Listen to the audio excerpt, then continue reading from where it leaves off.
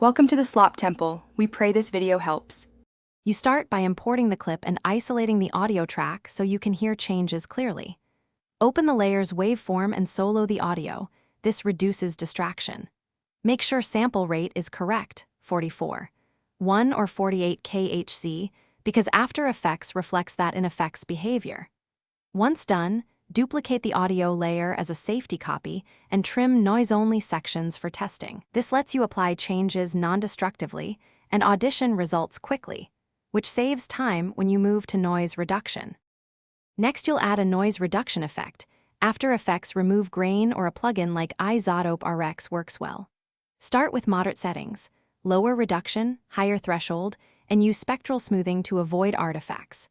Make small, iterative changes. Listen after each tweak because aggressive reduction creates muffled audio. Use the duplicate as an /B reference and toggle bypass to hear differences. Once satisfied with noise reduction, render a short loop of the affected region to ensure the effect holds across different passages. Finally, refine with EQ and light compression to restore clarity and consistent levels. Use a high pass around 80 to 120 Hz to remove rumble, then notch harsh resonances with narrow cuts. Compress gently to even out dynamics, and use a meter to keep peaks below clipping.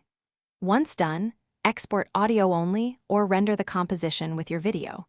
If residual noise persists, revisit the denoiser with slightly different spectral settings. Troubleshooting tip: if warbling appears, reduce reduction amount and increase spectral smoothing. Thanks for watching. Consider subscribing if we helped you.